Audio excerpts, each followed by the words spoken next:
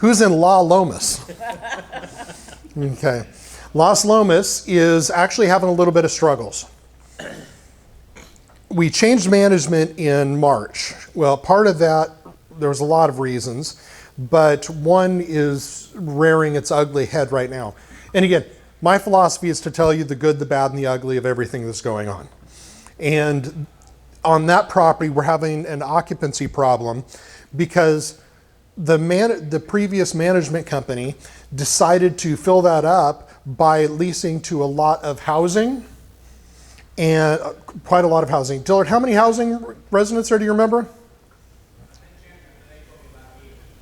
About 80 housing residents there. And they did that because their occupancy was going down and they wanted to fill it up real quick. So they put in a lot of housing. We've had a lot of crime on that property then. Okay, who remembers about Purple Martians? Okay, Purple Martians, they are bad residents who attract other bad residents and drive away good residents. Well, the residents that we have there that are mainly on housing are Purple Martians. And they were put in there to try and fill up the property by the previous management company. We're not having problems with those tenants, with those residents.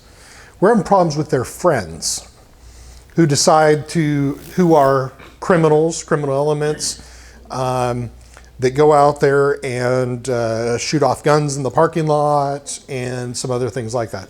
It's rare, it's not like it's happening every day, but these are problems that we have to clean up. And cleaning up those problems then means that we have to kick people out and bring in new residents. And in doing that, there's an expense and an occupancy turn. And that's Las Lomas is the only one that we're saying, damn it, we got a problem, we got to fix this. So we're working on that one. Sunset Heights. Who's in Sunset? You happy about that? Mm-hmm. Sunset's doing great, no problems there, everything's running smooth. Not a single thing. Renaissance, who's in Renaissance? Nobody. I am. Renaissance is a small little 52 unit deal that we just bought. We started, what's that? We're in. You're in it. Forgot about it. We just took that one over about 2 months ago. And our first month, the chiller went out. I don't know if you remember, I don't know if Ken told the story last month. We bought the property, the chiller went out, and found out that the voltage was wrong for the chiller that was in there. The chiller is just one giant air conditioner for the entire property. And they had installed the wrong one, so we were going to have continual problems with it. Even though they said new chiller, well, it was a rebuilt chiller, but that's okay.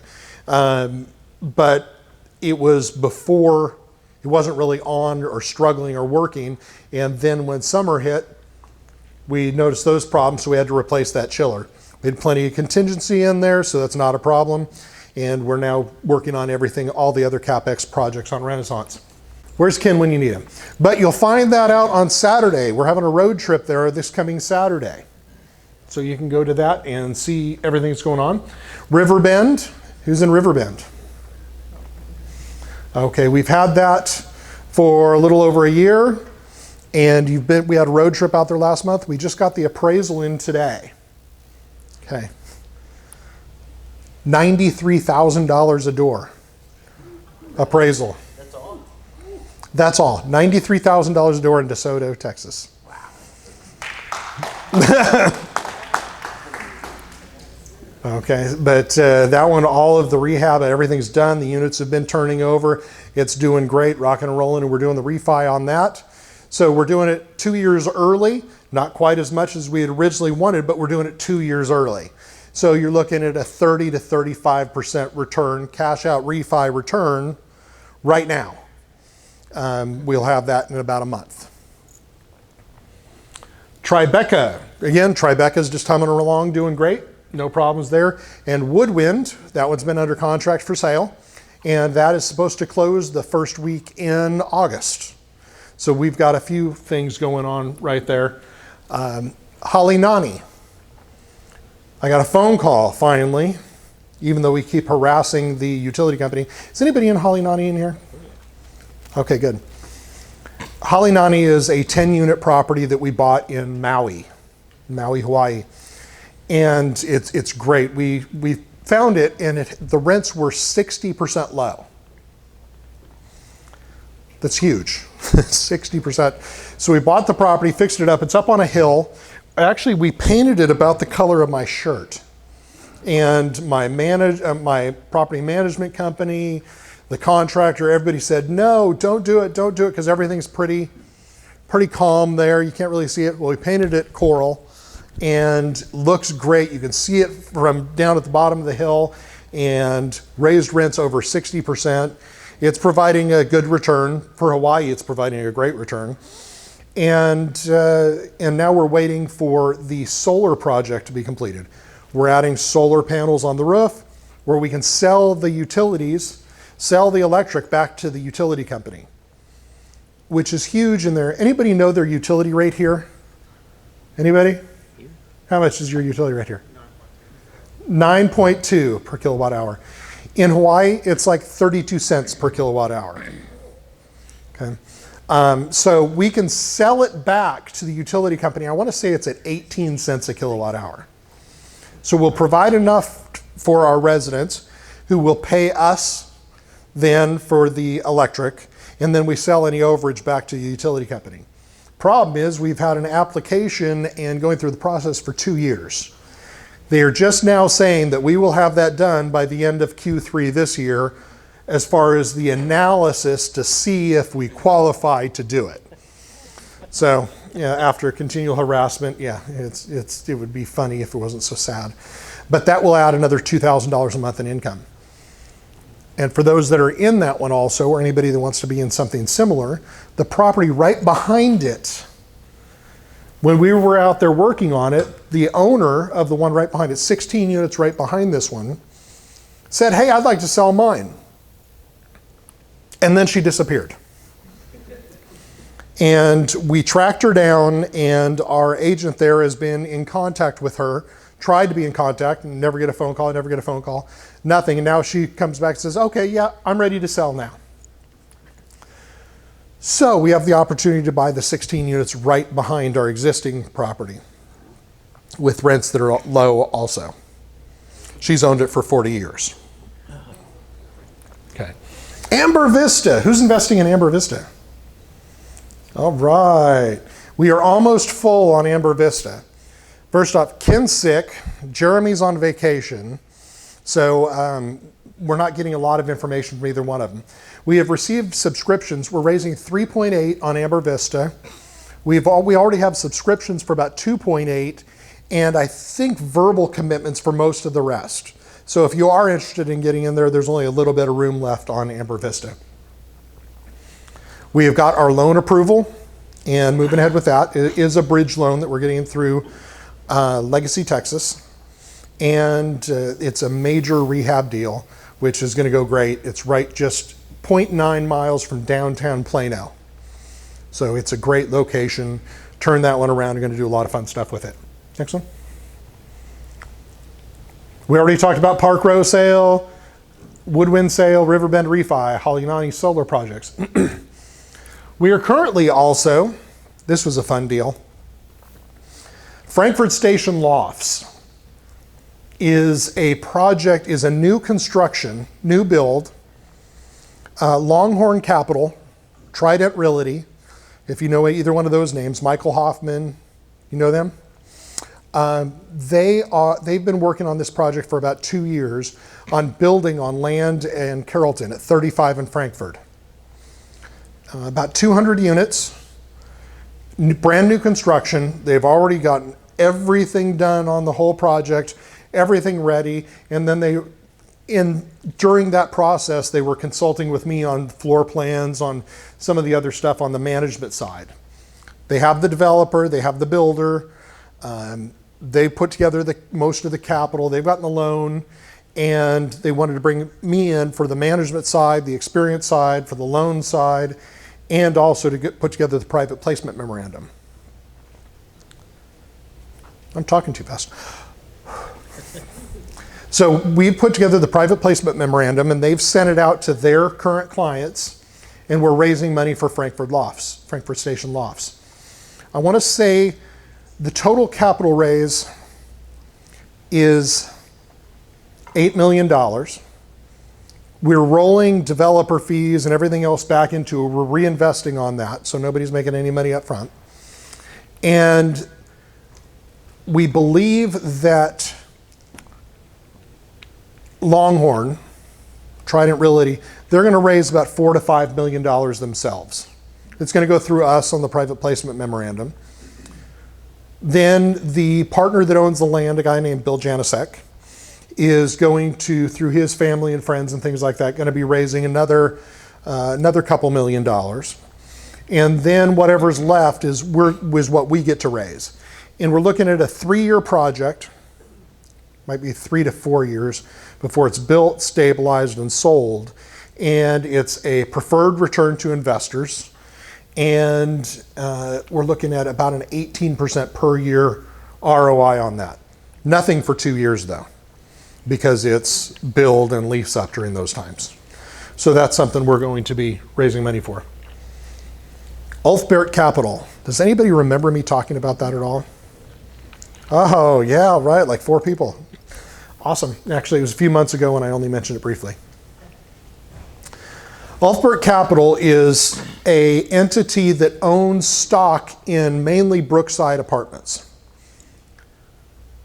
What we're doing is we're raising capital to secured by the LLC ownerships, and it just pays a flat 8%. 8% per year per return paid monthly, and then it's secured by LLC interest. As we raise money in that entity, we'll buy shares back and have a mechanism to buy shares of all the other LLCs, just so that there is a mechanism for you to buy back out of there. So if anybody is interested in investing and just getting a flat 8% secured by LLC interest in these properties, then definitely let me know. Just straw poll, does anybody have any interest in that whatsoever? Okay, good. Yeah, definitely let me know about that. You heard Darwin say a little bit ago that he's going to show you the good, the bad, the ugly. It's one of the great things about Darwin and this organization is you're going to get everything. Nothing's going to be hidden from you. So one of the things we're going to do is that with every acquisition, with every property, we're going to go out and walk that property. And we're going to give you an introduction to the property. Of course, we'll still have road trips, but this is just one more way for us to help keep you informed. And again, as you'll even see, I think I say on the video, we did not practice this, but I said we're going to show you the good, the bad, and the ugly. So this is just a quick example of Renaissance. How many people in here are in the Renaissance property? Okay, thank you. So this is just a real quick example. What we will do is, as the CapEx project and improvements continue, we will go back out and do periodic improvements. The next one on our list, obviously, is going to be Plano.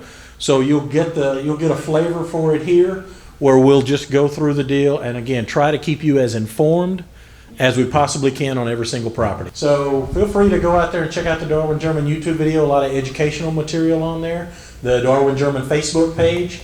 And what we're trying to do is, again, just give you as much information.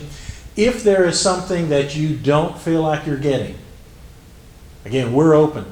We're not saying we're perfect, but if you feel as an investor that there's something you're not getting that you would like to get, please let me know. Send me an email, talk to me tonight, give me a call, whatever the case may be, so that we can, again, be the best steward of your investment as we possibly can be. So I'm pretty excited to be up here to talk to you guys because I get to see the backside of all of this almost on a daily basis. And Darwin and I don't know how many times did we talk today. More than I wanted to. You know, it's like. But you know, the thing that, and you guys know me from another organization, I'm sure a lot of you or most of you do, and what I like about this organization is it's the only,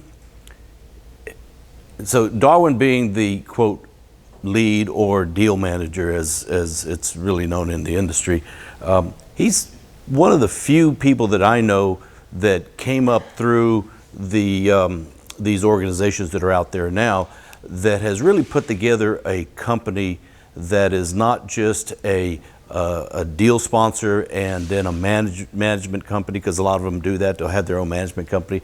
He has put together a team that covers a broad spectrum of what it takes to not only run these properties, but to acquire them. And so, correct me where I go astray here, but of course we got Darwin, who you guys know. He's got now in-house counsel. He's got management, asset management. He's got, I don't know if you'd call Dillard a comptroller, in-house accountant, or what have you, finance guy, audio-visual people. He's got the real estate side, which is the part that I cover.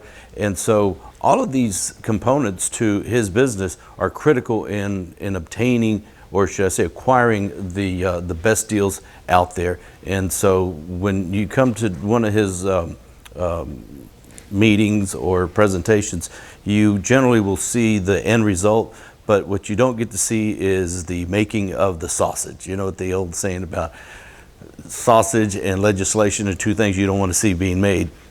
Well, the sausage making is the thing I'm going to talk about today, and that is, and I've made some notes because it can be a little involved, and I'm going to try to keep it as brief as I can, but I want to give you as much information and understanding of what it is that we do in order to find a property and conduct the analysis, so that we can make the decision whether to go look at the property and then ultimately make the decision to pursue the property with a letter of intent. So my role is as the broker to network with all the other brokers and source deals.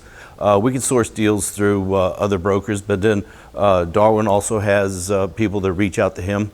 And so once we source the deal, that's when we jump in or put the car in gear and get going. So let me go over a couple of things that I think you probably may not know what takes place, and it's rather involved.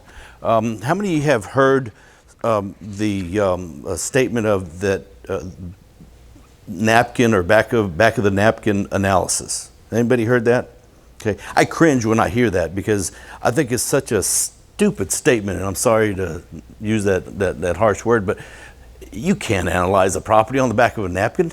No way that you could possibly understand all the subtle nuances and analysis that would get you a true understanding whether something is a deal or not a deal. And I think last time Darwin had the spreadsheet up, and he showed how just one little minor change on the spreadsheet can make a deal or no deal. So there's no way you can do that on the back of a napkin. So I'll start by talking about where I begin my analysis. So I'll get the deal or the prospective deal sent to me, and then I, of course, it'll be a package generally, and the package has what's called an offering memorandum, and three major components we like to have, and that is an offering memorandum, which is basically a third of it is good information, the rest of it is just more things like demographics and things that really don't matter to someone who is local and understands the market. We want to see their financials, and we want to see their rent roll. And what we want to do with that is we want to start to formulate a picture. And Brian talked about every property has a story. Well, every property has a story, and we want to find out the story before we buy it. We want to find out why the seller is selling. We want to find out where this property is relative to operations and to the market. So what I do is I review the package and I start to formulate questions. So I'll go through the OM, I read all about the property, and then I'll start going through the financials, I'll start going through the rent roll, and I start to formulate some questions. Then, very critical, we'll pick up the phone and I'll call the broker, and I will get the story. I'll get the backstory. I want to find out anything and everything that he or she can tell me about the property, and that is, why is the seller selling? Sometimes the sellers are selling because the debt is maturing and they need to sell. Sometimes they're selling because the partnership is breaking up, and sometimes they're selling because the property does not fit their business model anymore. And I find that to be more the case now than there used to be, because everybody wants to move up, and so you've got people that are selling properties anywhere from 30 doors up to 50, 60 doors. And for some people, that's a good sized property. But for a lot of these owners, it just doesn't fit their model anymore. They want 150, 200, 300 door properties. And so they want to get rid of these. And that's important because it gives us an understanding of their motivation. And sometimes nobody wants to leave money on the table, but sometimes they're willing to leave a little more meat on the bone if they can feel, if they can just get rid of the property and feel like it's going to improve their business plan. Let's see.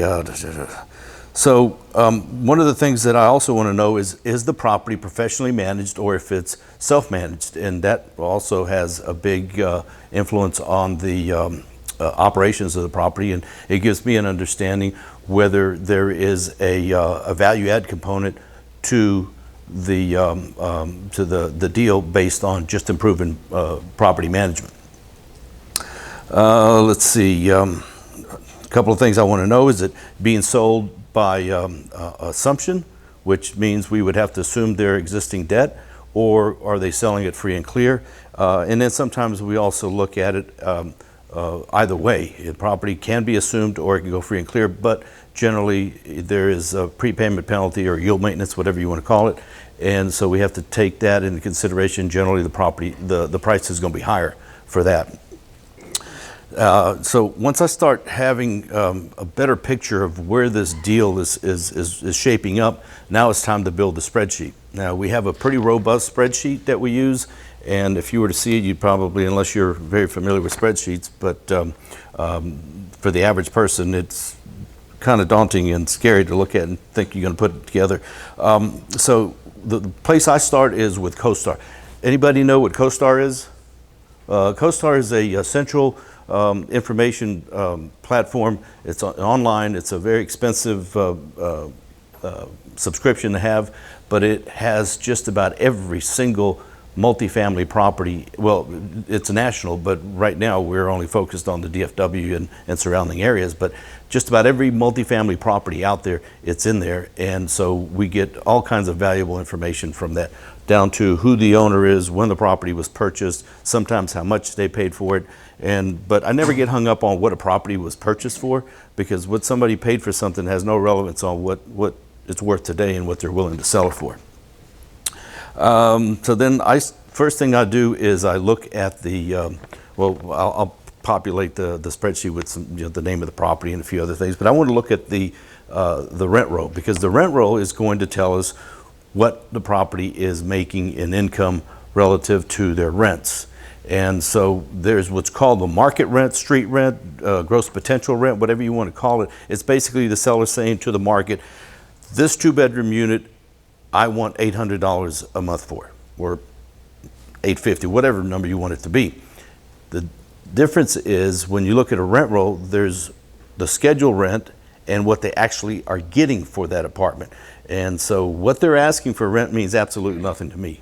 It can factor in a little bit. For the most part, I'm interested in what are they truly getting for that particular apartment. Instead of the 800, most of the time it's less. And that's what we call a loss to lease, because the rents are generally going up monthly or quarterly, and so the property or the unit that was rented 3 months ago now is going to be lower than what they're asking for that same unit today.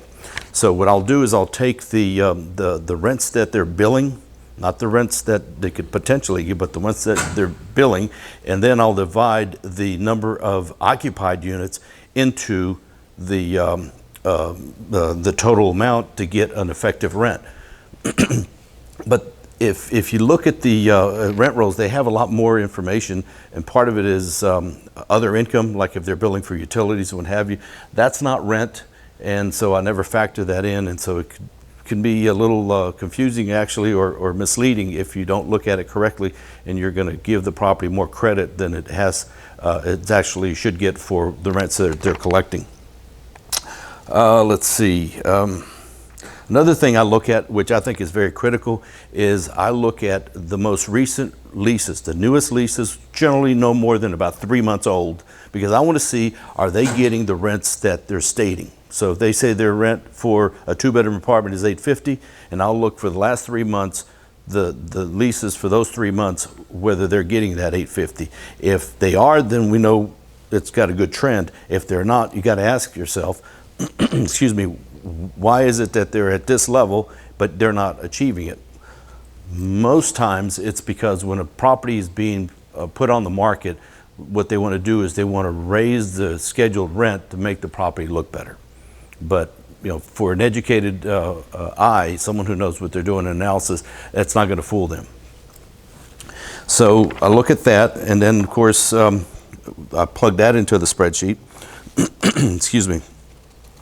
Then I'll start to review the financials. Once I do that with the rent roll, I set that aside. I'm no longer interested in it, except for if the property tells me, if the rent roll tells me that there's a large percentage of a particular type of tenant, such as housing or corporate or something like that, because that can also affect your financing, particularly with agency debt like Fannie Mae.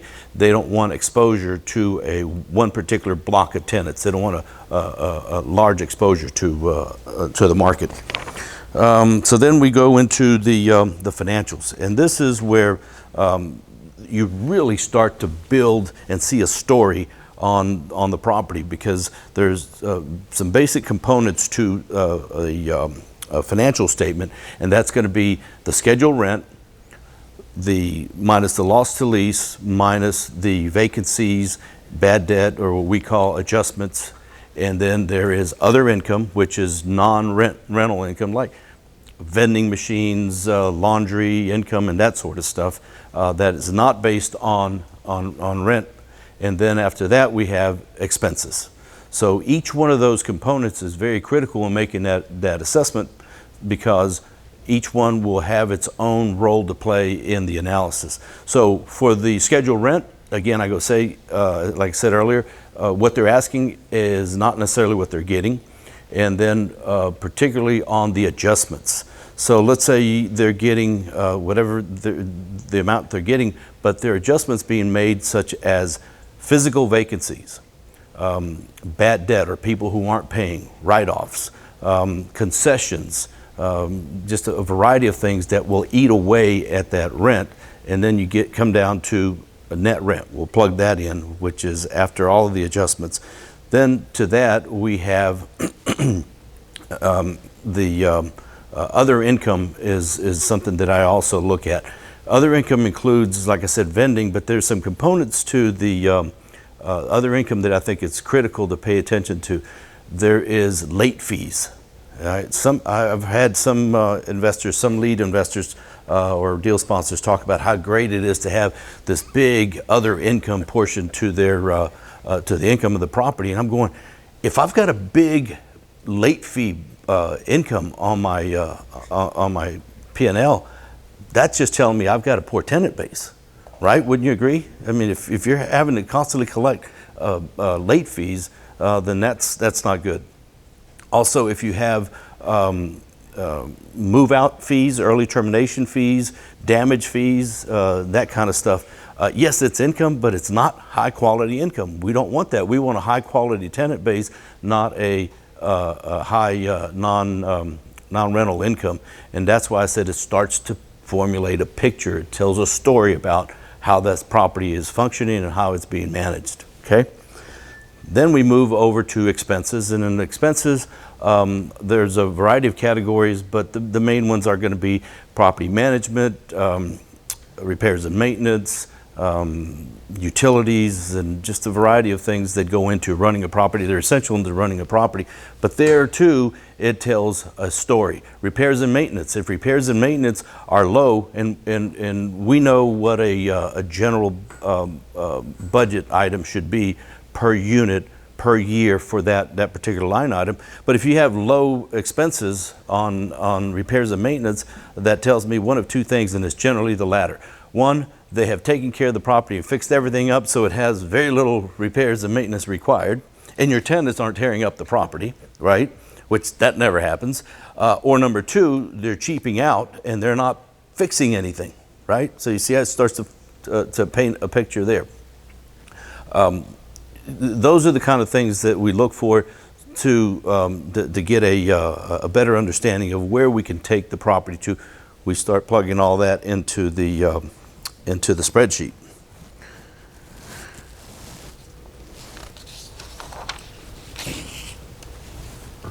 Now, everybody books their expenses differently, so you have to also be real careful in how things are booked, because some people will lump all of their information, all of their expenses of one relatively similar category, but it's very important to know the differences, and so therefore, if you don't look carefully, you'll miss something, and that's why it's critical to truly go through this and have this P&L statement paint a picture for you. Another thing that I look for is items that what we call below the line items, which are once you've taken all your income and then you've taken all your expenses out, you have what we call a net operating income. Anybody heard net operating income? That's what pays the bills and gives us our cash flow. Well, there's capital expenditures below the line, and I look at that because, and not all the statements have those. I look at them because a lot of times these guys will bury maintenance and repairs bills in capital expenses. Why? Because they'll make their operating per door expenses lower. But if you're not paying attention to that, you're thinking, oh man, this property's running pretty good, the expenses are pretty good, but the reality is they're bearing it all below the line. So am I making sense with that? I know it's a little bit of a dry subject matter, but it's critical in knowing whether we can make a deal out of that particular property or not. So once we have that part into the spreadsheet, now we want to look at what's called pro forma expenses and pro forma income. So the pro forma income is basically what can we expect to get in rents for those same units based on the improvements that we plan to make to the property, the changes we plan to make in management, and what is currently happening in the marketplace for that particular size apartment. And so I will start looking at rent comps. And so one of the things you have to be very careful, and that I'm always careful about, is making sure I have an apples to apples comparison, okay? It has to be within the same range of the size of the units, right? You can't compare a 500 unit apartment to a 900 unit apartment for a couple of reasons. One, it's not going to be the same apartment, and it's not going to be the same tenant that will be looking for that. But also the price per square foot is going to be much higher for a smaller apartment. I would rather have a comp for a particular apartment with a larger property, a larger unit that has a larger per square foot than the subject property, because hey, a larger square footage should have a smaller price per square foot, but if they're even higher, then I'm assured that I'm going to be able to get that particular rent that I'm looking at. Let's see what else. Also, is the property an all bills paid property, or is it a tenant paid property? Is it a master meter property, billing everything, or all bills paid, paying everything, or is it master meter property but that's billing everything back to the tenant? Because if you compare an all bills paid property to an individually metered property, the rents are always going to be higher on an all bills paid property. So if you look at price per square foot, that's going to be misleading. So I have to be careful to look at all that stuff. And sometimes you don't know if the property is master metered, but because if it's a comparable, because you don't have their financials, so you got to do some digging to find out if they are charging the tenants for all of their utilities. And then there's also fully individual meter properties where the tenant pays for all the electric and their the water and sewer, the trash, pest control, things like that are being billed back as well. I also want to know, are my comps within close proximity of the subject property? We don't want comps 3, 4, 5 miles away. Then that's not a true comp. So I try to keep my comps no more than about a mile and maybe a mile and a quarter from the subject property, because that's critical to know. The age of the properties. I don't want to compare an 80s product to a 60s product, or I don't want to compare a 70s, say the subject property is 70s. I don't want to compare that to a 90s or 2000 product, because again, it's not apples to apples. The number of units, I want to make sure that the number of units is in the same range, where we're looking at a 200 unit property, and I'm not trying to compare it to a 60 unit or 50 or 40 or 30 and vice versa. If we're looking at 50, we don't want to compare it to a 600 unit property with a whole lot of amenities, pools and playgrounds and dog parks and things like that bring added value to the tenant base that we could not be able to supply with a 50 or 60 unit property. Talked about the size of the units. So once we've got that, I feel confident that I've got the right rent comparables. Then I move over to the debt structure. And the debt structure is important because obviously that's what's going to dictate what our monthly payments are going to be. When I talked about all bills paid, when I talked about individually metered, all those things can come into play with financing as well. But the thing that really comes into play mostly is it a full-on value play deal where the property is not really stable and we're having to go in and do a lot of rehab and fix. Mostly those deals are going to be financed with full recourse financing. If it's a property that's stable, just needs some tweaking and some improvements, we're going to have better debt structure there because we're going to go over to Fannie Mae, Freddie Mac financing and get better financing there. We plug that in, and a very important piece of the financing in the spreadsheet is a debt coverage ratio. Today's prices are so high that the lenders are pretty scared about giving too much by way of loans, so they want to make sure they have a pretty comfortable debt service coverage ratio, which means that your NOI is going to be enough to cover the monthly debt service and half as much again. On a full recourse and on Fannie Mae, they would like to have 1.25 times what your monthly debt service is on that property. So that has to be looked at carefully. All of these components start to formulate the bottom line as to whether the returns are going to be acceptable for us or not. Rehab, of course, you saw what Brian was talking about in the video. Rehab budgets are critical to whether the deal is going to work or not. We have to be very careful not to under budget. It's real easy to say, well, we won't put that much into it and the numbers will look better. But if we don't fix, and I know Darwin has talked about this before, we go in and we try to fix anything and everything that is absolutely necessary, and about 80–90% of the things we would like to have to make sure that the property is viable, it's desirable for the tenants, and it is better to manage. Because a property that has been improved to a point where things aren't breaking, falling apart, and people aren't being run away because the place looks bad, then you're going to be able to get higher rents, and management of the property is going to be a lot easier to do. So we formulate that based on the story that I get told by the broker of the condition, the statements that are made in the offering memorandum, and I might even know the property, okay?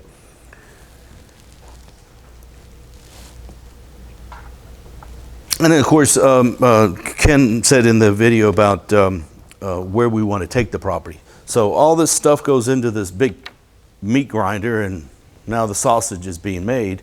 And then when all that's put in there, we have other tweaks that we do, such as if our new rents are going to be too considerably higher based on what they're getting now, then we have to realistically adjust a vacancy factor so that we can't expect to, say, collect another $300,000 in the first year, because that's not realistic.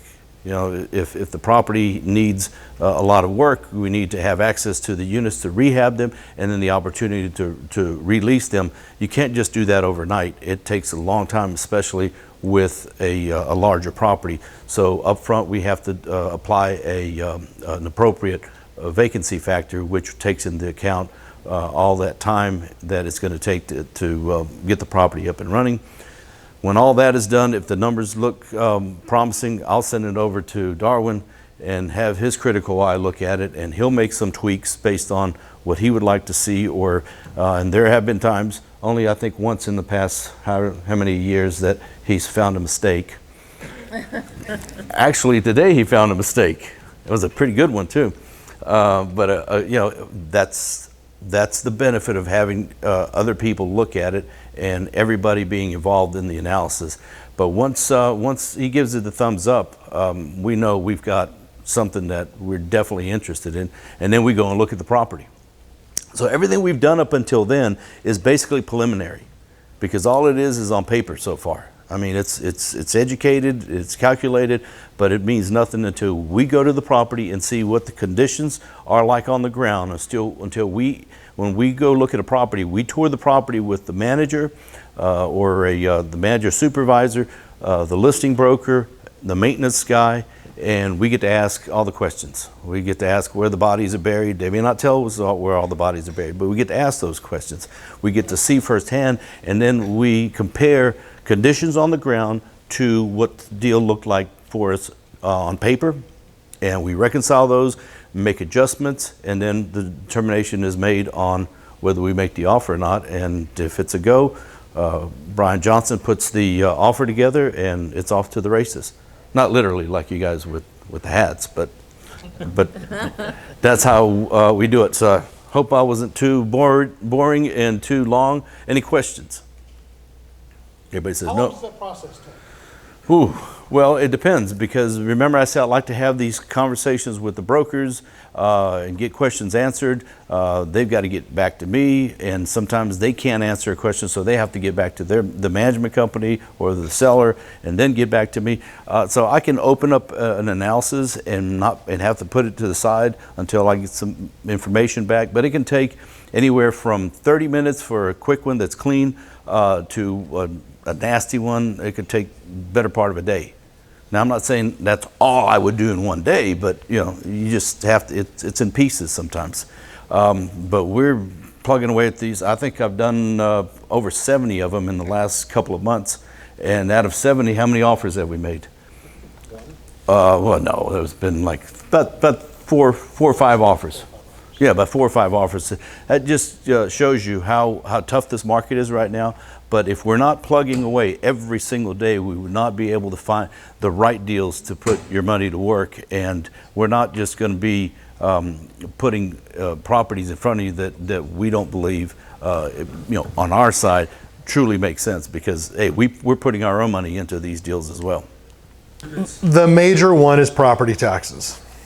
That is the killer every time, because you need to gross up. We're looking at properties that if they're asking $10 million for it, they might have a tax value right now of 5. So, and especially in Tarrant County, they are going to jack that way up and try and say, oh, well, your value is $10 million now, and argue that. Which, it's hard to argue that, no, it's not worth $10 million when you just paid $10 million. So, but that absolutely kills numbers. And it's kind of a, does anybody work with spreadsheets very often? Anybody? Okay, I love spreadsheets, okay. But a circular reference is put in there because you need the value to determine what the property taxes are going to be, but then what the property taxes are going to be affects your NOI, which affects the value. So you have to plug something in there and and adjust that to say, okay, where does this make sense? Where does it not make sense? And we plug in what it actually is as far as what we think the property taxes are going to be, which in Tarrant County, we plug in about 90% of the purchase price. In Dallas, about 85% of the purchase price is where we gross that up to. Something that's tricky on that, though, is depending on when you're buying the property, that might not affect anything, because property tax values come out in April, May, and then it takes 2 or 3 months to settle it, except in Tarrant County where we have to go through litigation and they're not settled until November, December. Okay, so that's the biggest killer, is the property taxes, because property taxes that's an expense, lowers the net operating income, and the lower the net operating income, $1 equals how much? 12. Yeah, 12, 14, $14 now. So every dollar that you increase that expenses, it lowers the value of the property by $14. And you got to think property taxes, we're talking $1,700 per unit per year on expenses. When the previous year it might have been $1,100 per year and per unit.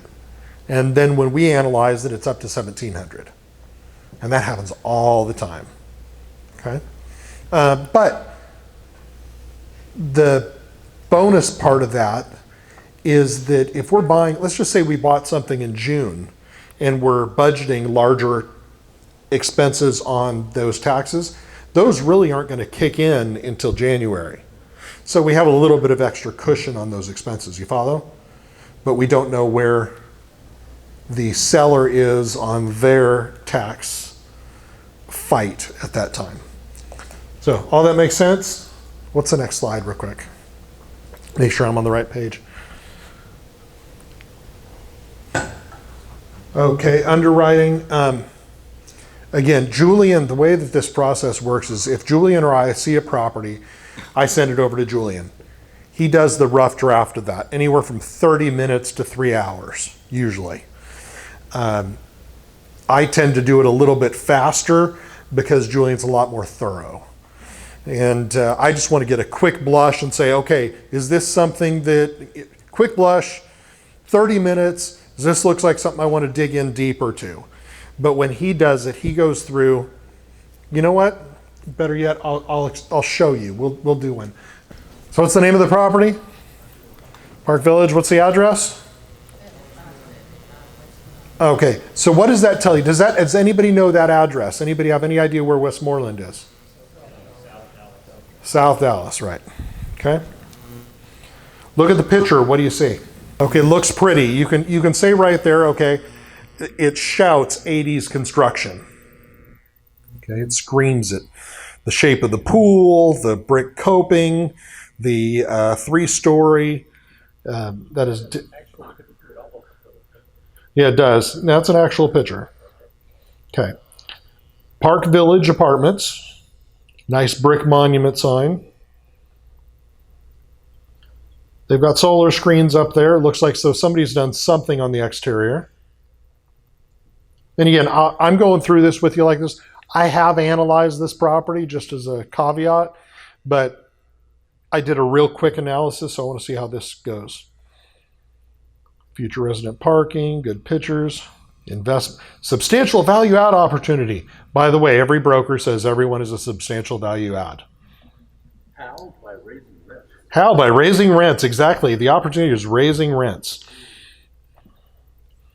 Okay, value add opportunities. Implement interior upgrade program.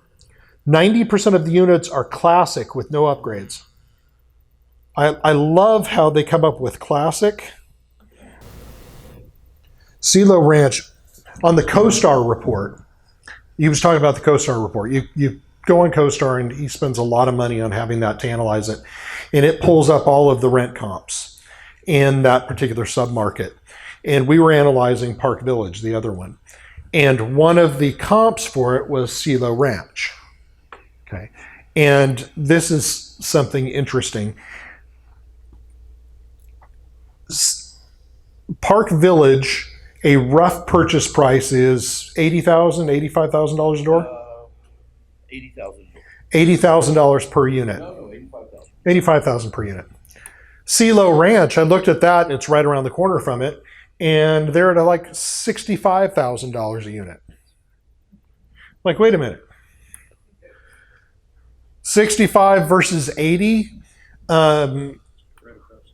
It's right down the street from it. Yeah, it's in the same little pocket, which is in the southwest corner of 67 and 20. Same pocket, but one is $65,000 a door and one is $85,000 a door. Does that not sound like you could buy a CeeLo Ranch, put 20 grand a door into it, and be at the acquisition price of the other one? Okay. What We'll do a test here. What could cause those differences? And the return is better on the other property than it is. Same CapEx budget, same rent per square foot, same expenses, same age, same pocket, and one's $65,000 a door and one's $85,000 a door. Yet the $85,000 door deal is a better deal. Any guesses as to why? Location, they're in the same pocket. They're basically across the street from each other. Bigger tenant What? base. The deal, Tenant base, no. What? the deal is bigger. The deal is bigger. No, actually, CeeLo Ranch is 432 units, and Park Village is 350 units. Yes, sir. Lots of deferred maintenance. No, assume it's the same deferred maintenance. Better pictures. Better pictures. No. Yes, sir. Okay. And okay, he said trailing 12 versus future 12 months. That is somewhat accurate because income property is only worth the income it produces. Okay. So basically, I'm saying that the income per unit is lower on CeeLo Ranch, and the potential rent is lower on CeeLo Ranch on a per unit basis. That was a huge hint, by the way. Any other guesses? Not all bills paid because they're the same. They're both individually metered. Deeded a housing? What's that? Deeded where you have housing? Deeded where it's housing? No, they're both market deals. Unit mix. They both have three different floor plans, three different floor plan types. So no. Taxes? No. Section 8 housing? No. Next door to the mall, same pocket. They're just across from Stumped you. I love it. Okay. What's that?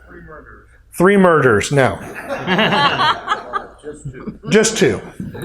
Just two. Okay. This a little bit tricky. This one actually took me a minute to say, what is wrong with this picture? And CeeLo Ranch has average unit size of 650 square feet versus the unit size on Park Village of 800 square feet or 850 square feet. So the price per unit is much lower on CeeLo Ranch, but the price per square foot is about the same. So their rent per square foot on CeeLo Ranch, rent per square foot is about the same on both of them, but that gives lower dollar amounts for it. Okay, so if you're just looking at this saying CeeLo Ranch, buying it's for $65,000 a door, when they're selling the one right around the corner for $85,000 a door, what a deal, right? You might think that, right? So you need to look in a little bit farther on why things are that way.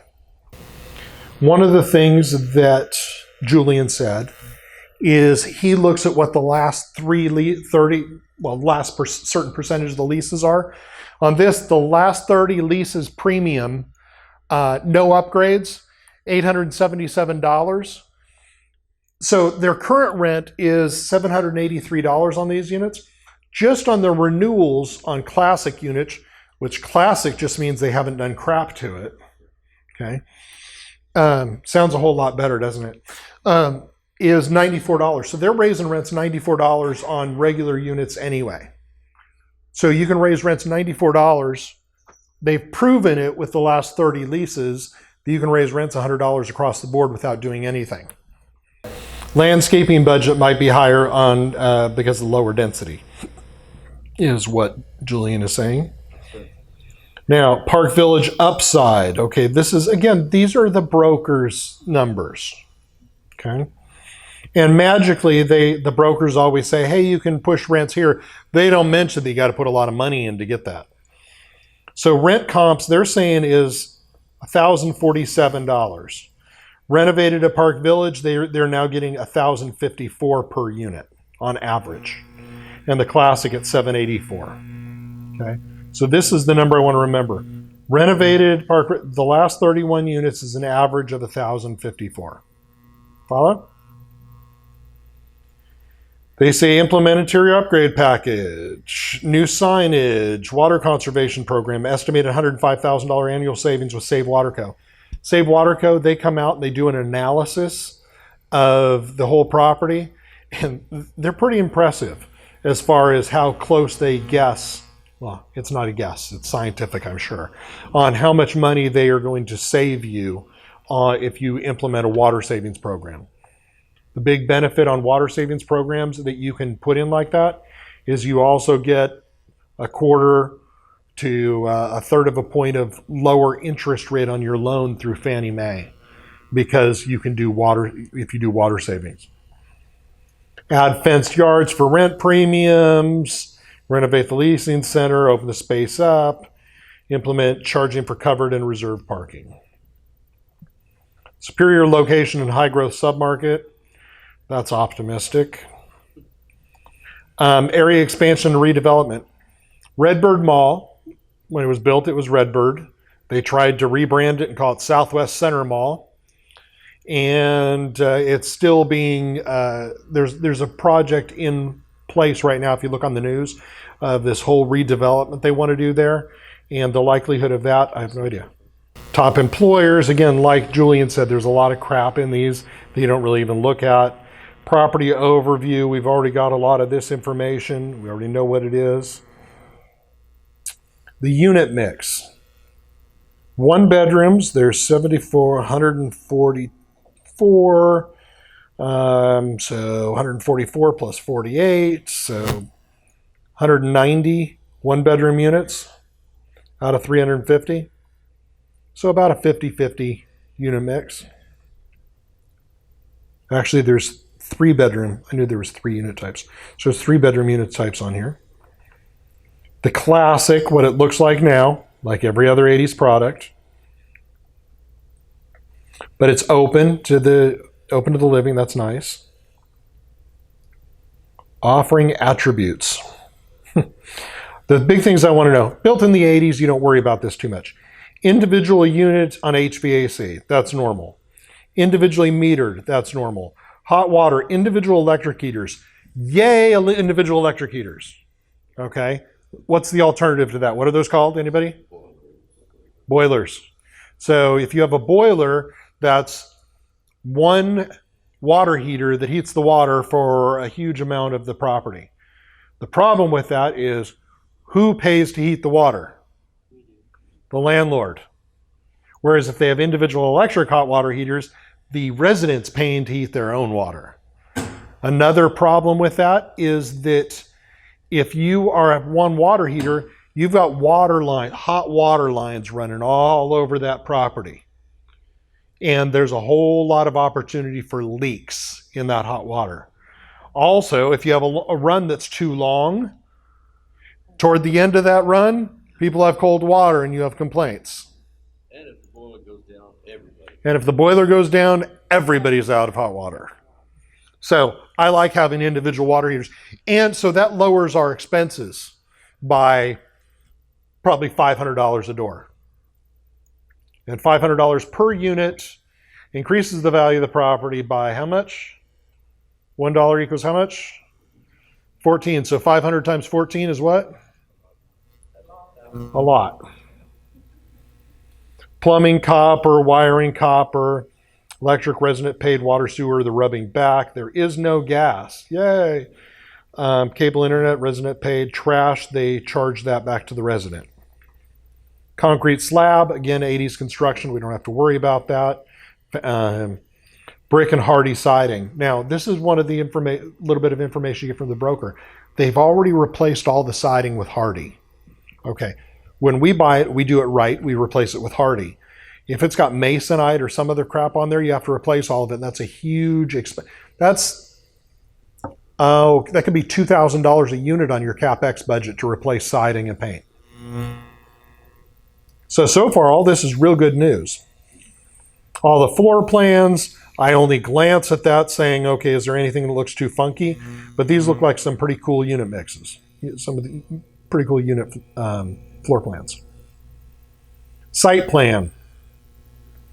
They got a playground there, a pool area, a dog park, and another pool. 3 pools. Dog park here, maintenance shop here, picnic area over here, laundry here, laundry there. Yeah, laundry by both pool areas and over here. I wonder if we can get rid of a pool, but it's 350 units.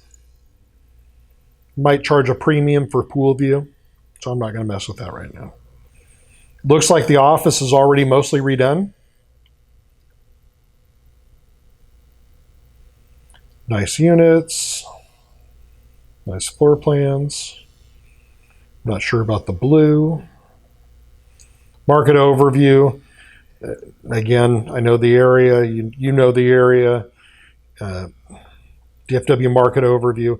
And of course, this is for people out of town. How well is the Dallas-Fort Worth market? What does everybody say? Yay, it's great. Okay. But are they all moving to South Dallas? No. Okay, financial information. This is tricky stuff here. Property name. Okay. Real tough stuff. Okay, what's the name? Property name? Park Village. What city is it in? Dallas. Now, everything comes out unpriced. Part of the reason they do that is that if you're arguing with the tax appraiser that your value is here and you've got it for sale up here, you don't want to put something out there in writing saying, hey, we want this amount of money. That's part of the reason. Another part of the reason is they want people to bid it up and get as much as they can. So they say what the whisper price is. Because internally, brokers do their own numbers. They analyze it. They plug in what taxes will be based on what price they think they can get, et cetera. And they give a whisper price. So let's plug in on asking and whisper price. Quickly, what year was it? 80? Year built? 84. It's like a test. Good. Asking price, whisper price, 30 million.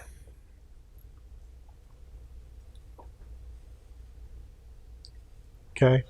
Now, we're going to put a price in here of 31 million. Okay? And we're going to do that because it's now at a best and final stage. When we have an offer of $30 million up right now, and they come back and say, hey, we got 12 offers. Now come back and bid against yourself. Okay, so we're going to turn around. I'm just budgeting $31 million in there just to see where that is. But then they're also going to want hard money. Hey, how much non-refundable are you going to put? That'll probably be 500 grand. So that's going to suck. CapEx per unit. Already had Hardy siding. Yay! Plumbing and mechanical. Probably not a lot of problems. There's no boiler. There's no chiller. There's not a lot of underground hot water lines. It's already got Hardy siding, which means it was recently painted. So let's plug in there. So all we need to do, the biggest item, is taking those classic units and upgrading them, right? Any wild guesses on how much that might cost? Can we do 2,500 per unit? 811 square feet. Any wild guesses? $7,831. That's pretty. 15,000. You know what? For interior, I'm going to say 5,000, depending on what the cabinets are, and then exterior, because that other stuff is not really needed. I'm going to plug in 3,000, and then I'm going to go and throw another cushion in there for another 2,000. So let's just say $10,000 a door. I look at their collected rents and divide that by the occupied units. Okay, rather, just for expediency's sake. What's that? Same thing. Yeah, same thing.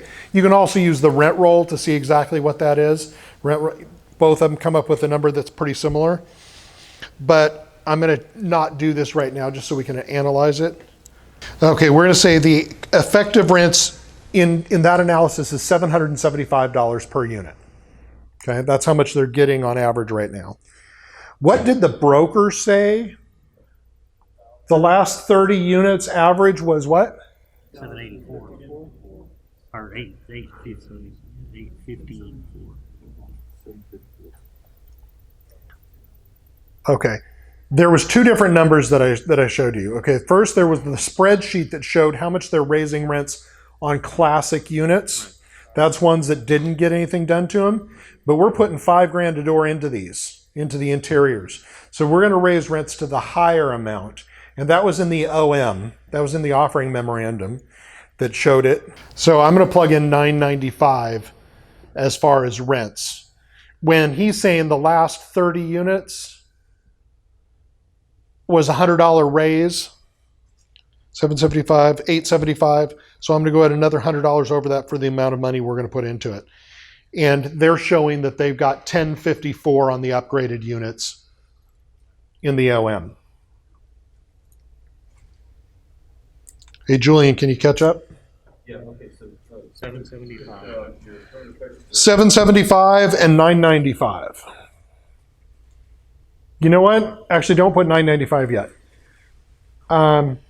Actually, yeah, leave 995. I was going to mess with it. Here's the whole thing. That's what's nice about this spreadsheet. You can mess with it and stress test it on, hey, what's good, what's bad.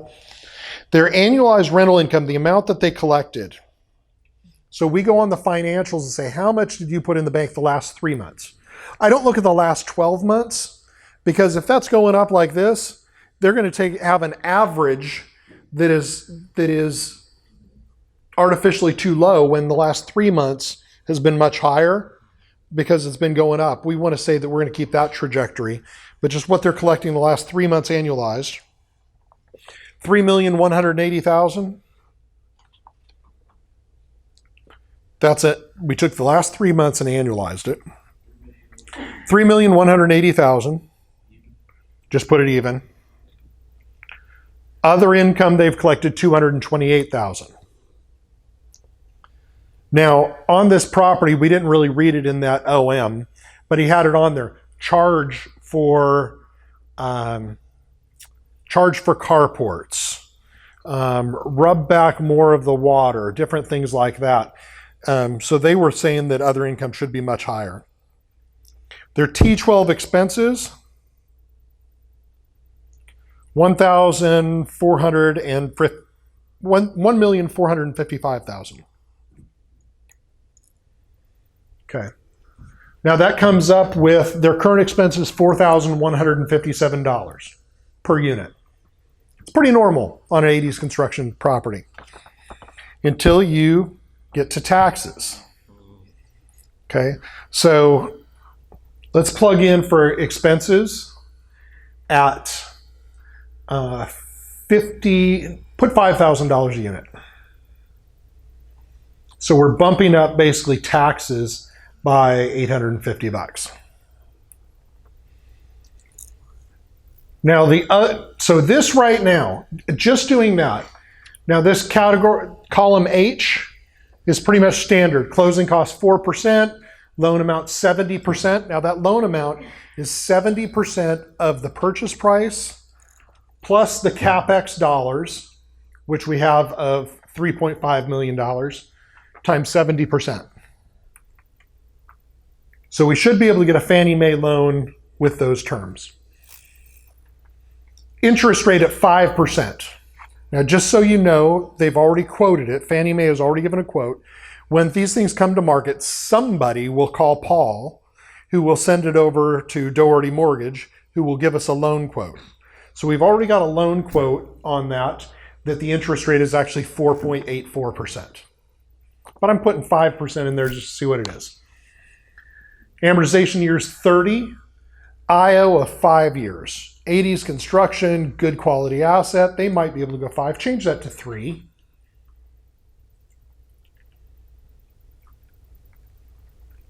Now, a few years ago, the partner ownership was actually 80%, but everybody's getting squeezed, including the sponsors, which is our whole entity. So that's 85% rather than 80. Property reserves per unit, $300. Now, we also have to have an operating account. So we put $200,000 in there. The other Year 1, year 2, year 3, year 4. So we're bumping rents 4% a year, bumping expenses 2% per year. That's after year 1. Vacancy and collection loss right now are 10%, 10%, 10%, 8%, 8%. We'll have to adjust that here in a minute. Exit cap rate. We're saying that year 1 is 6.1 and bump it up by 10 basis points per year. So year 5 at 6.5 as far as the exit cap rate. That has to be bumped up every year, and that's a modest number. Scroll up some because there's. Would you briefly, I don't know if they picked up on that subtle bumping it up, it actually is lowering the value. Yes, by moving the higher the cap rate, the lower the value. So we have to take and raise that cap rate up every year because interest rates are going to go up. At least we have to assume they're going to go up. And so by doing that, interest rates go up, the cap rate goes up, the value goes down. But we're also raising income, we're creating more value, things like that. So the net effect is that the value will go up. Scroll down to the 5-year, or just scroll down some. 2 fingers. There we go, right there, like that. Okay, so we had 350 units, 811 square feet, 775, 96 cents a square foot, performa $9.95, and performa rent of $1.23. If you look at that CoStar report, it's saying performa rent is right, the mid-range, let me rephrase. $1.23 is realistic. They've got it all the way up to $1.37 a foot. But that might be for smaller units, a higher rent per square foot. Okay, scroll up some more. Take 2 fingers and push up a little bit. Okay, right here. Here's where, again, we plug all these numbers in it, and it's not automatic. It doesn't automatically say whether it's good or bad. Because in our estimation, top left, you can barely see it up there. We're saying we're going to raise rents 28% increase from 96 cents to $1.23. 28, quite a bit, right? Okay. Scroll up a little, oh, actually right here. So our rental income, gross rental income right here, they were collecting $3,180,000. In our assumptions right now, we're saying we're going to bump that to $3,761,000. Is that realistic? Absolutely not. We can't turn around and collect $600,000 more. Not in 1 year, no. Because you already have leases in place. You need to have time to fix everything up, raise those rents. So we need to adjust that vacancy and collection loss. So go up a little bit more to right there. So vacancy collection loss, show them where it is. Right there. Okay, so we're going to change that to 20% in year 1. Now, can you go from 20% to 10%? It's possible, but you know what? Let's be a little more conservative. Let's say 14% year 2. And then 10, 8, 8. Okay? Now let's see.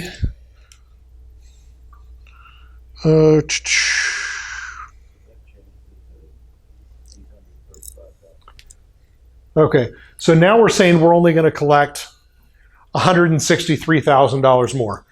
For 350 units, that's pretty realistic. I saw something else we needed to adjust. Other income, because there's other income opportunities in there. You know what, but we're not going to adjust that. So now scroll up a little bit, just no, the other way. Just look right there. So then I look at this key statistics right there. Capital needed, $11,790,000. All in, $36 million. $102,000 a door all in. Property IRR over 5 years, 16.5. Partner IRR 12.41, but 5-year average ROI of 14.28%. So as it is right there is 14.28%. per year average over 5 years. Now, if we were to refinance, then we'd get 22% back. But that's not very good. So we're not going to refinance in year 3. So that's where it says right here, 3-year refi, I put no. So it's just a spreadsheet option we can plug in there. 16.1, 12, 13.86. Okay, so it's really not a bad deal overall. Does that look decent? Property tax. Okay, let's go to that. Okay, I bumped it up. Scroll all the way down to expenses. Like I said, we cheated because we did this one first. Right here, stop right there. Stop right there. Okay, property taxes right there. Current $434,000. We're estimating $700,000.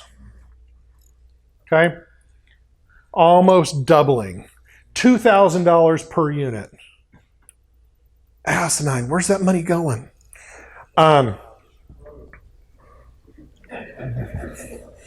So in these expenses, we're showing that our expenses would be $5,046. What did we put? Did we put 5,000 up top? Yes. Okay. So that's pretty close on expenses. 5,046 for our detailed analysis. Now you got to remember that $700,000. If we buy this property, it would be closing in, say, 2 months. So that would be October. We'd really have October, November, December at lower tax rates. So overall, it'll be a little bit lower for a little while. But the other benefit is Dallas is nowhere near as aggressive as Tarrant County. So Tarrant County, we would really be all the way at that $700,000. It's possible, because that's at 87% of purchase price. It's possible that that could be less, but we have to plan on that being high. Okay. Okay, go back up to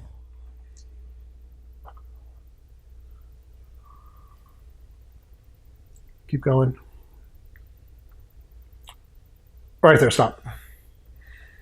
Partner yields. And again, I bumped this down to say, what does a $100,000 investor get? And again, when we're analyzing this, I got to make sure that all of these things line up. Is this good? Is this good? Is this good? Is this good? Go. Okay.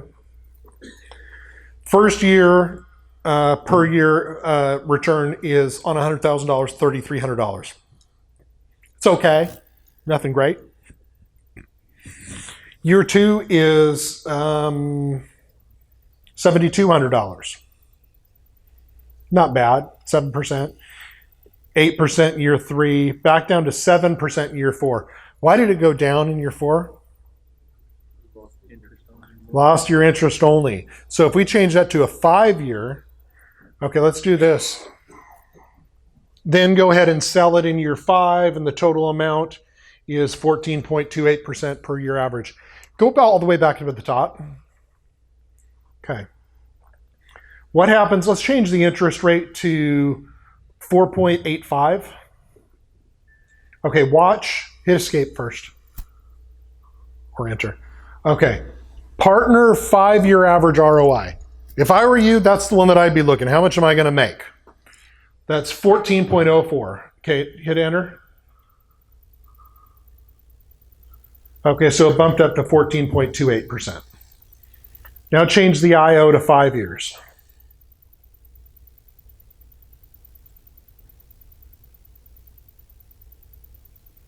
$14.82, pushing 15%. They're saying that their performer rent, go over to performer rent, not $995. They're saying that they have been getting $10.50 average on the upgraded units. Put $10.50 in there. No, don't do that. Don't do that? No. What do you want to put in there? Ooh, it's gonna blow it up. Yeah, 21%. Okay, the different $55 a month in rent. Bumped it up 7%. Bumped up 50%, 50%. Yes, sir. Okay.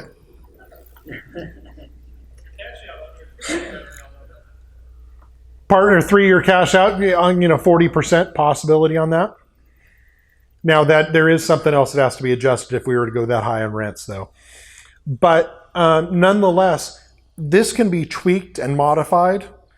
And if you're dealing with somebody unscrupulous, I can make this look any way you need it to look to make it look like a good deal. But then I don't perform, and then you don't invest, and you come and lynch me. So we want to make sure that we analyze this. And what we do is we adjust all of these numbers and to create our business plan. For example, $10,000 a door in CapEx might be high. Actually, change that rent down to $10.25. Let's split the difference there. Okay, so 18.53. Go back up to the CapEx. I wonder if we can do this for $8,000 a door. Let's see what happens. Don't hit enter yet. Don't hit enter yet. Scroll up just a little bit. Stop right there. Our capital required, $11,790,000, and the per year average return, oh, it's not on the page. Okay, go ahead and hit enter. Partner 5-year goes from 18.53 to 20%. So if we can do better on the CapEx at $8,000 a door, then that goes up. So we have to get that sweet spot on where will we perform, and then will that be something that people want to invest in? Yes, sir. No, I've got a question for you. You're looking at 8,000 a unit, so you're looking at upgrading every single unit. Correct. Comment about your philosophy now versus some other folks that are talking about let's leave some meat on the bone for the next purchase. I am so glad you asked that question. We just had that conversation about 4 hours ago. Some business models are to fix and flip.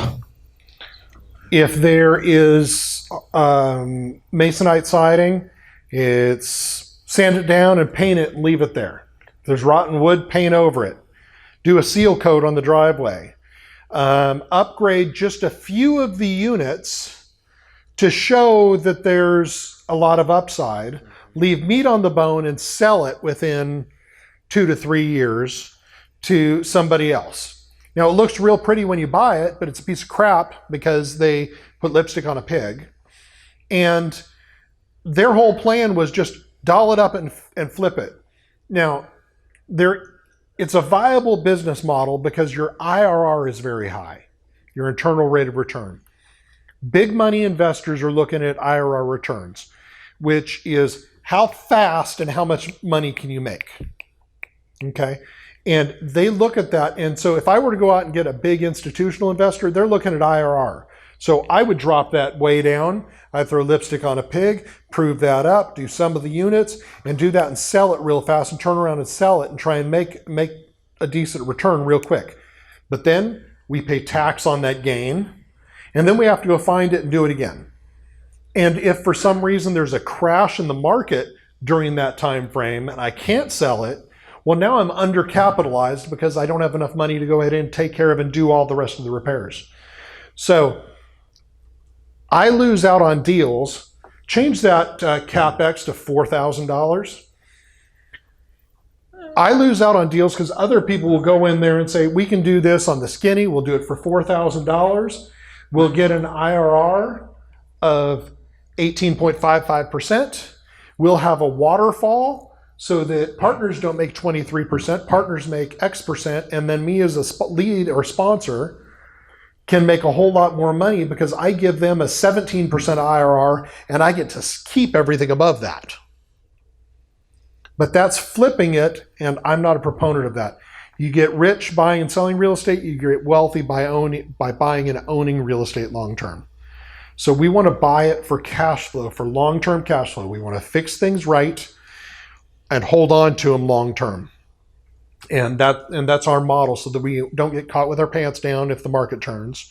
We don't have poor quality properties. We're fixing things right and taking care of them, managing them long term. That's a huge investment. Here's the whole thing. If you want to do fix and flips and do that, There's a lot of other people out there that you would probably be better investing with. But as far as what we're doing, we want to provide good quality product long term. On a deal like this, we're getting a 12-year Fannie Mae loan. We're shorting the dollar for the next 12 years. So as inflation goes up, the value of our properties are going up. We're paying it back with dollars that are worth a lot less. So over that long term, yes, the money is tied up. Yes, the capital is tied up for a longer period of time, but it's growing, and it's growing, and you're getting the tax deduction. So most of that is tax free. You sell the property, you have to pay taxes on that, and then try and find something to go replace it. So our properties generally have a little bit lower yield, or a lower yield than a lot of people, because we are planning for long-term growth. We're not trying to just hit and run. So thank you for that question. Any other questions?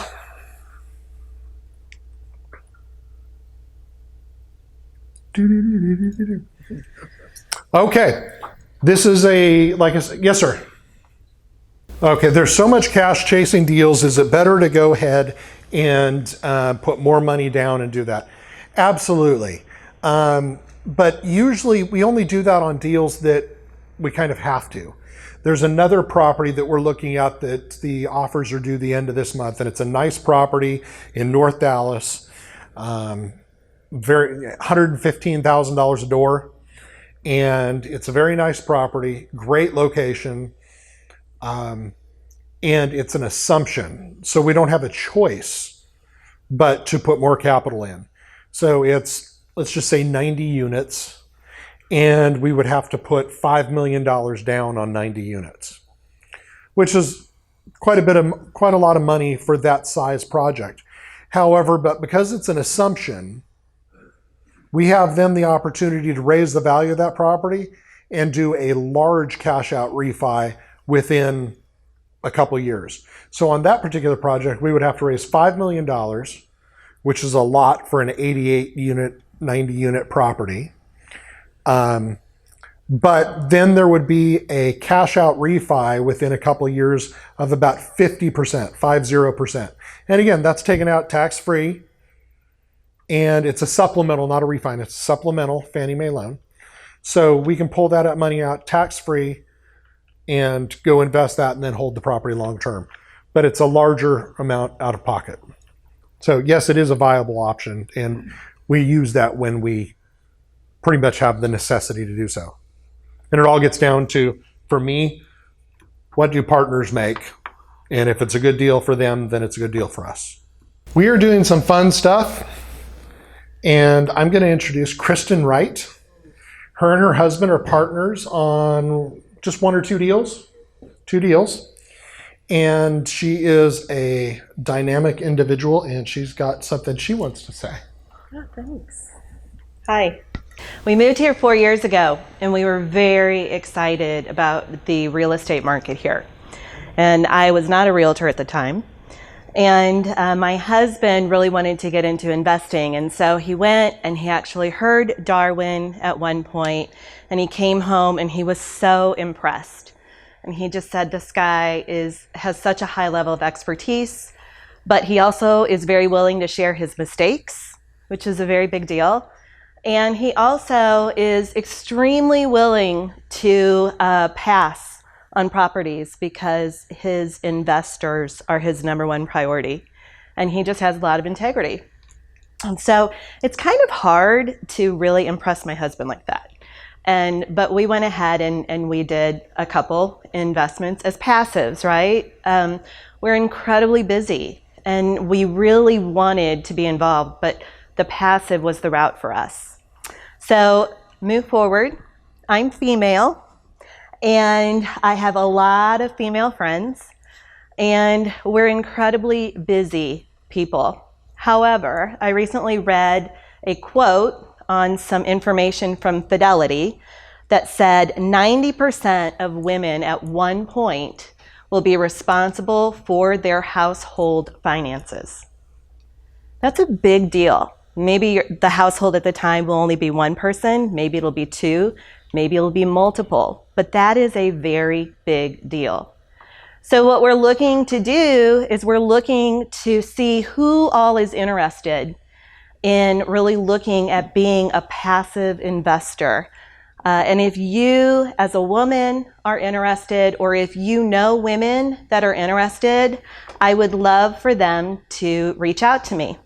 And once we figure out what the appetite is for this, we're going to put something together and clearly just really use Darwin and his expertise to make this thing take off. Might be a happy hour, might be a workshop, but we really want to rally the women together and see if we can move forward as passive investors just with a group. So I'm going to give you my cell phone number, especially for those on the webinar. And if you're interested, I would just ask that you reach out to me. And again, this is for passive investing and learning more and really getting educated by Darwin. So my phone number is area code 314-791-4216. And my name is Kristen Wright. Thanks a lot.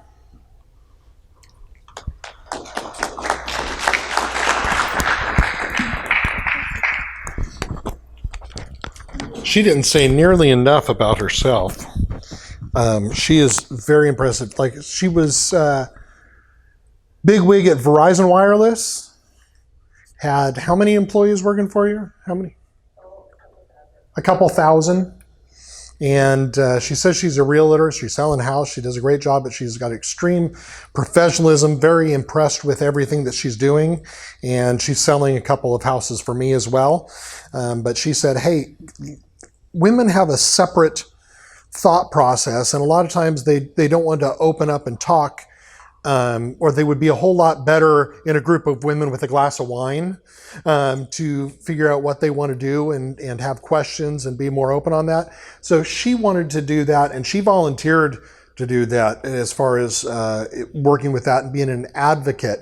Then she has no problem calling me out on anything and saying, hey, you're doing this wrong. If there's this, there's this. Hey, these ladies were saying this, so you need to do these things.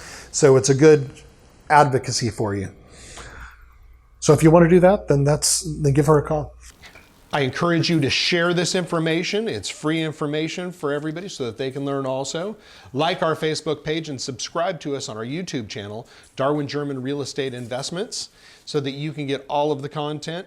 We go through everything, give it all away to you, educate you so that you can be informed and educated investors, and happy investing.